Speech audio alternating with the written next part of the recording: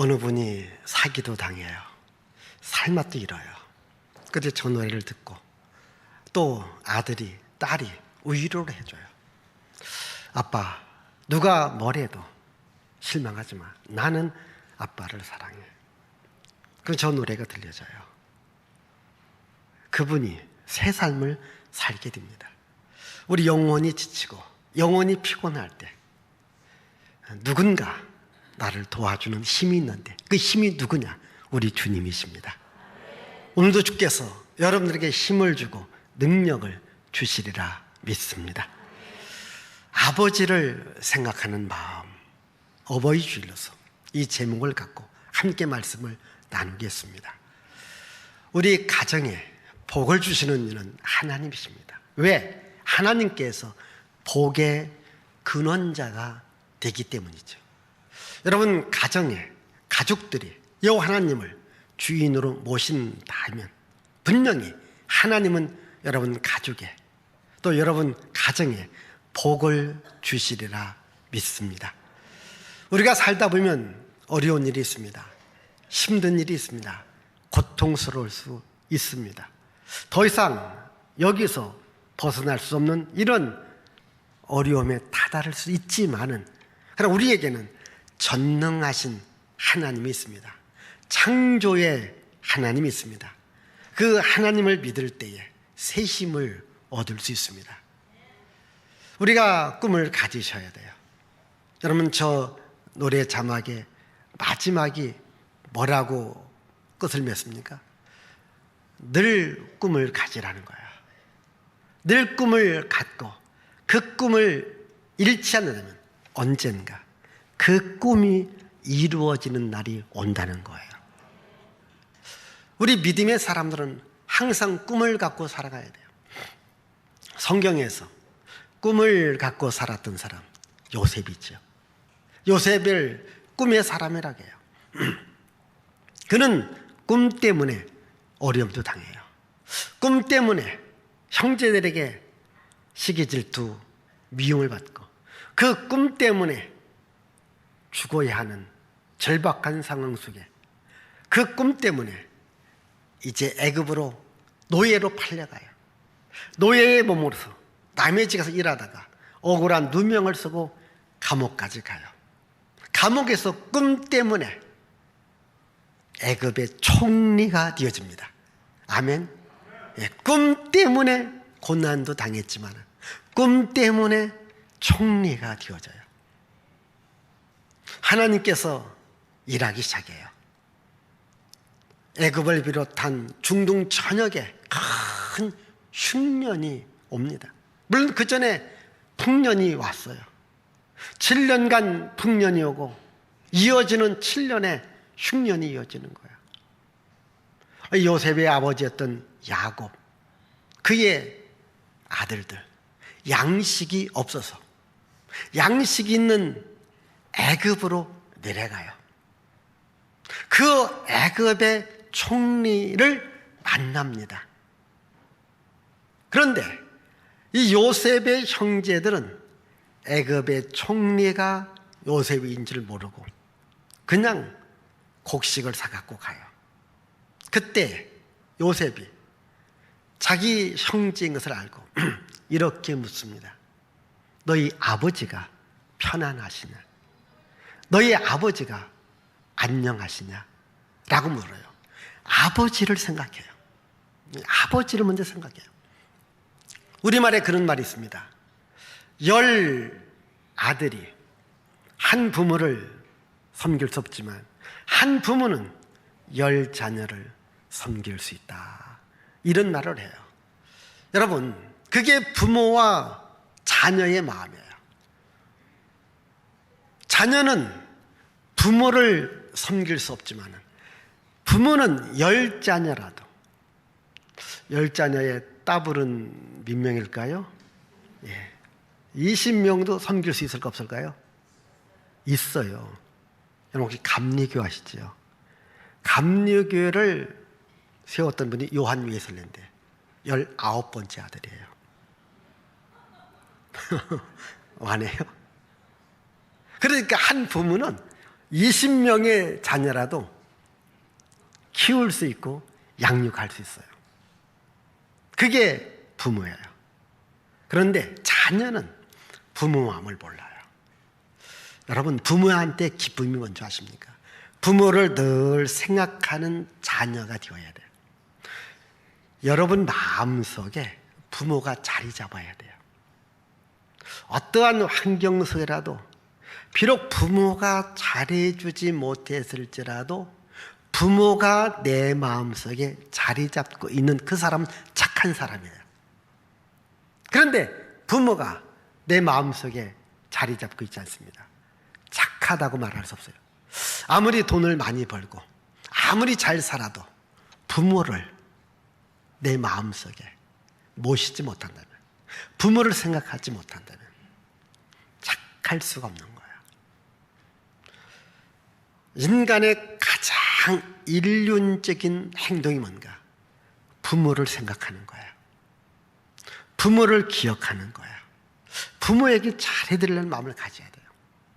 요셉이 훌륭했던 것은 그가 어려움과 고난과 역경과 시련 속에도 자기 아버지를 덜 생각했다는 거예요. 아버지께서 잘 계시느냐라고 물어요. 자, 또 이제 세월이 흘러가요. 요셉과 형제들이 만나요. 그때 요셉은 더 이상 자기가 애굽의 총리라고 하는 이것만 주장하지 않고 형제들을 따로 불러 모읍니다. 이렇게 말합니다. 형님들, 깜짝 놀라요. 아니, 애굽의 총리가 갑자기 자기들한테 형님들, 제가 요셉입니다. 당신들이 팔았던 요셉입니다. 놀랬을까? 안 놀랬을까? 이해가 안 되십니까? 아니, 자기들이 죽이려고 했고 자기들이 팔았던, 자기들 기억에 사라졌던 요셉이 애굽의 총리가 되어서 나타났으니 얼마나 놀랬겠습니까? 오늘 성경 말씀해 보니까 그들이 근심하게 되고 한탄하게 됩니다. 그때 요셉이 이렇게 말해요. 형님들, 저를 팔았다고 한탄하지 마세요. 근심하지 마세요. 하나님께서 저를 먼저 애굽으로 보내셔서, 그래서 형님들을 돌보고 아버지를 돌보라고 했습니다. 이렇게 하신 분은 하나님입니다 라고 이야기를 해줘요. 우리 여기 읽어보십시다. 여러분, 5절입니다 5절을 읽어요. 시작.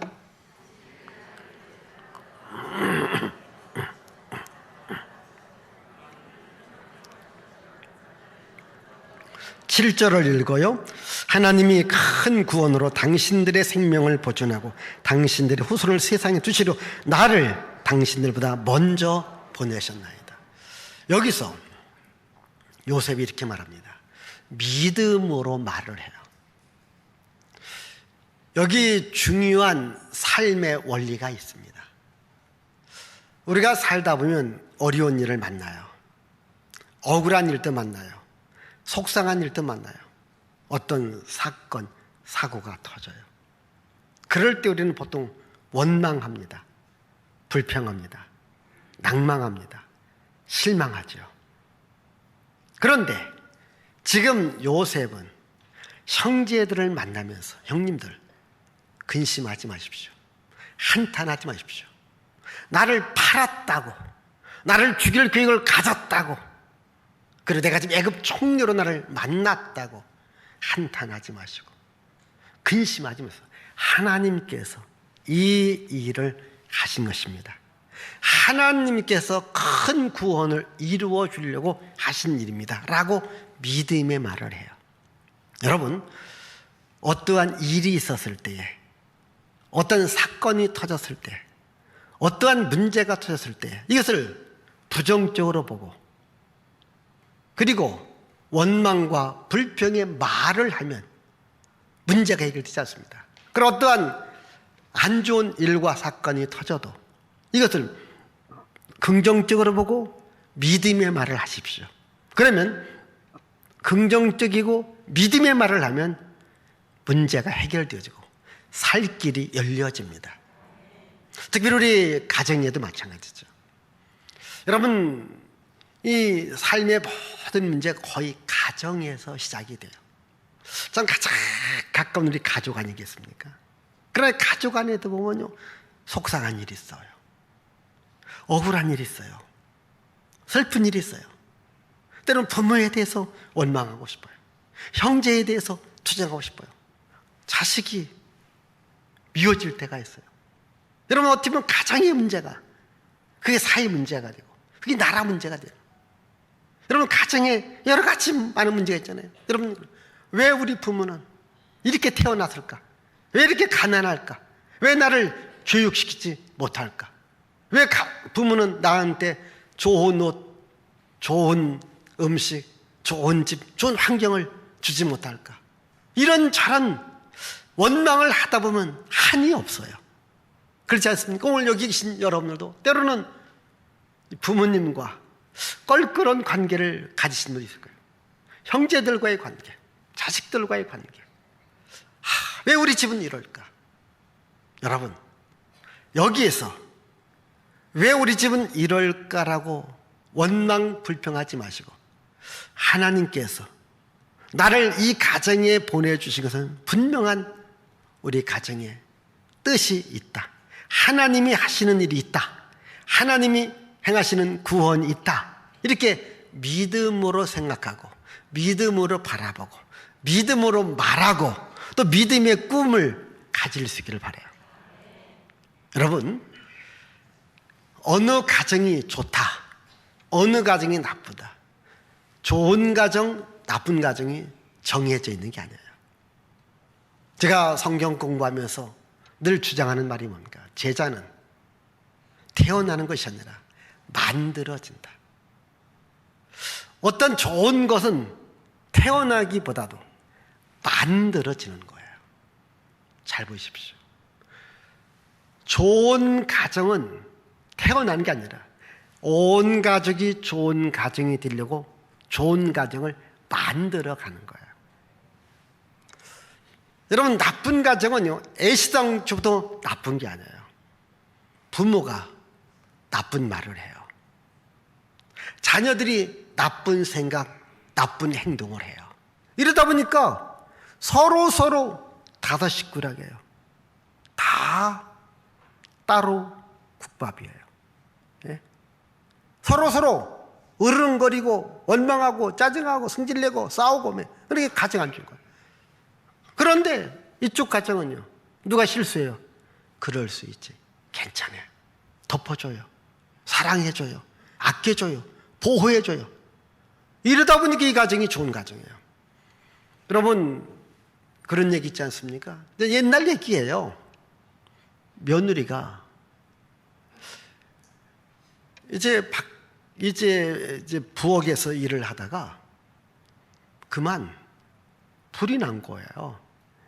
옛날에는 그 아궁이에다가 뭐라 할까, 이렇게 나무로 불을 태웠잖아요. 깜박하는 사이 이것이 바깥으로 나와서 싸운 것이 불이 난 거예요. 여기서 이제 두 집안입니다.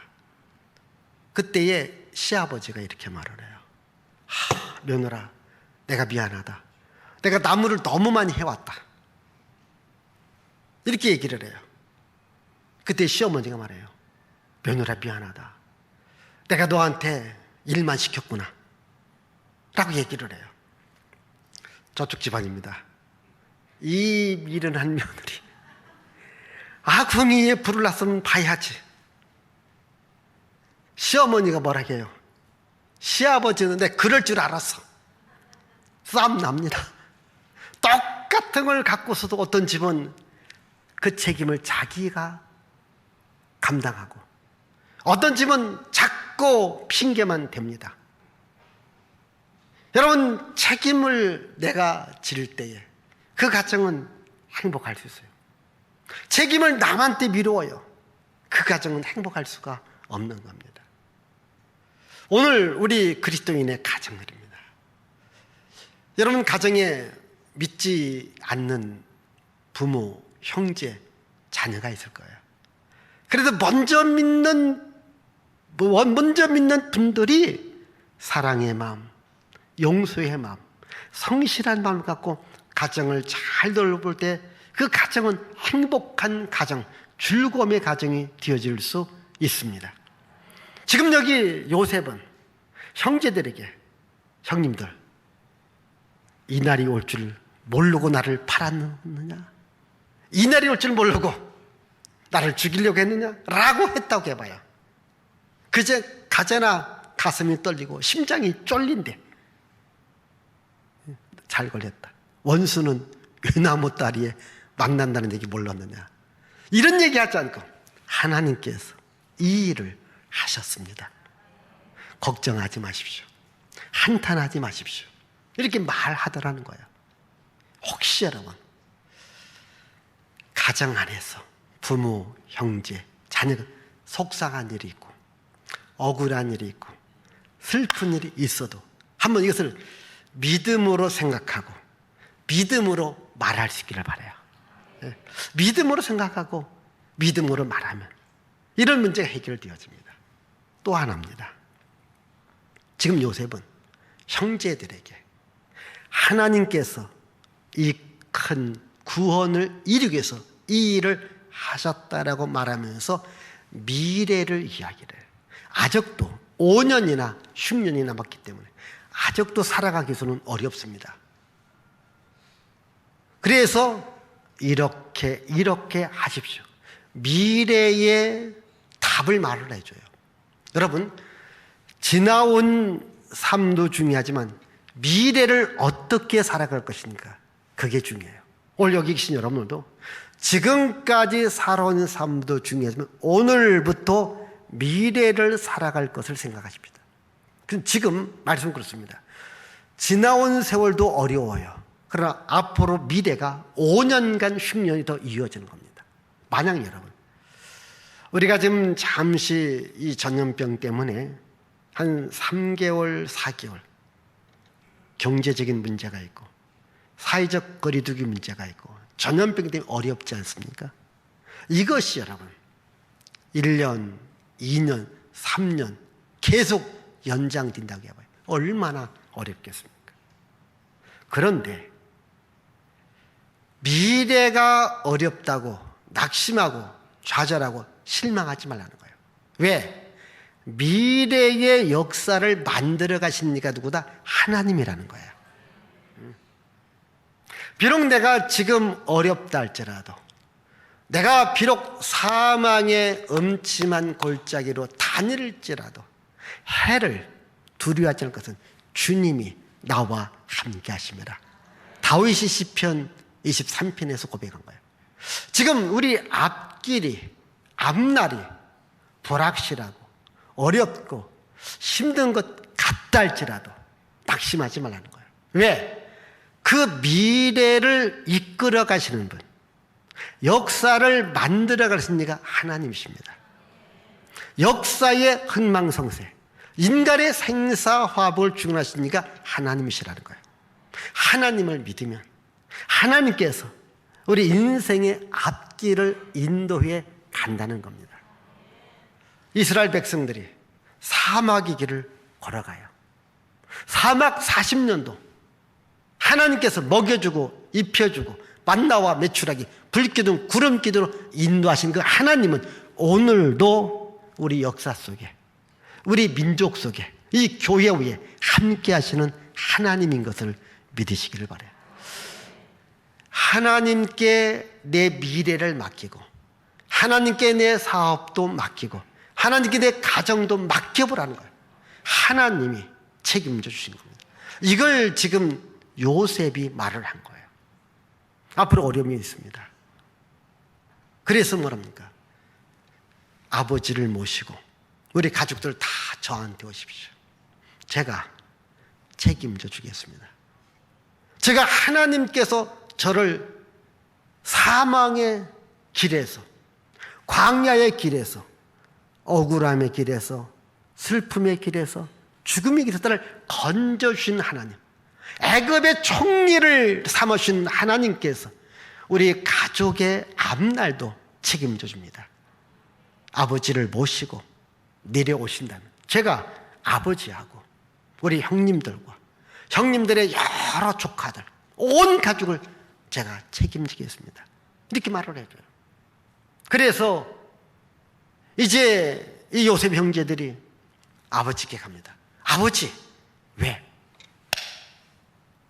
아버지 아들 요셉이 죽었었잖아요. 보니까 살아있습니다. 그러느냐? 살았는데 보통이 아닙니다. 뭐가? 애굽의 총리입니다. 무슨 소리 하느냐? 여기 보세요. 요셉이 보낸 이 모든 것을 보세요.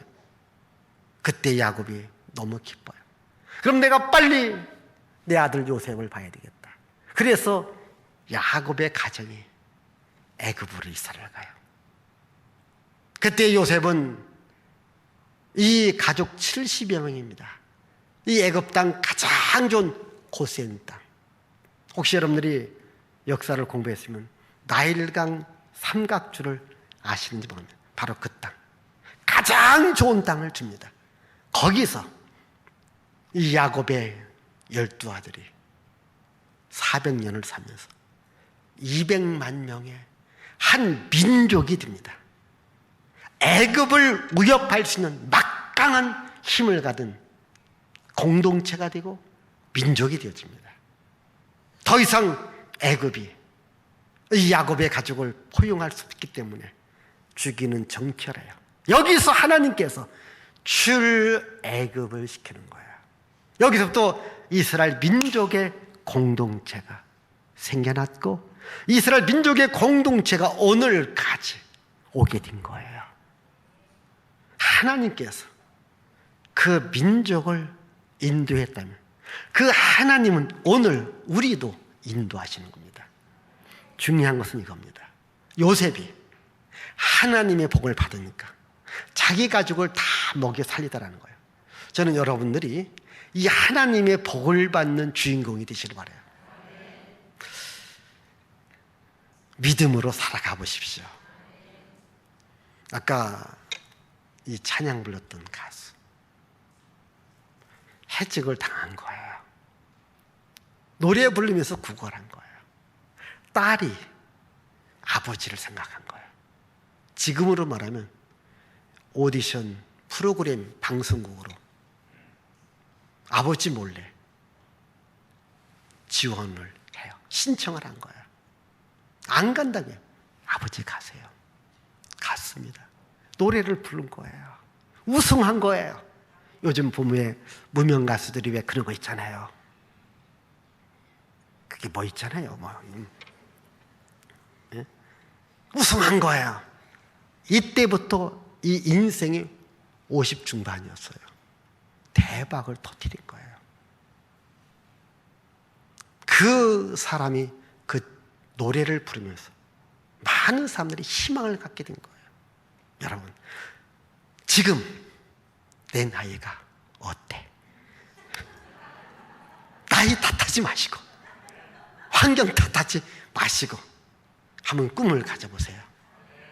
믿음을 가져보세요. 왜? 내가 믿는 하나님은 오늘도 살아계신 하나님, 자기 백성들에게 힘을 주고 자기 백성에게 능력을 주시는 하나님이시거든요.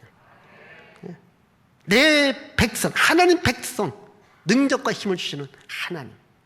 바울은 말합니다. 믿음의 사람들은 믿음의 가정을 먼저 돌보아야 된다. 여러분들이 복받아야 돼요. 여러분들이 잘 되어야 돼요. 그런데 가족을 잘 되게 해야 되고 내 형제를 잘 되게 하고 내 이웃을 잘 되게 해야 됩니다.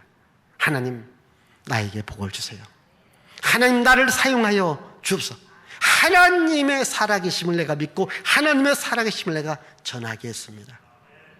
저는 여러분들의 가정에 하나님이 계시고 하나님의 일하심의 역사, 하나님의 기적의 역사, 하나님의 능력의 역사가 우리 부모님들에게도 형제들에게도 자녀들에게도 여러분들에게도 있기를 바랍니다.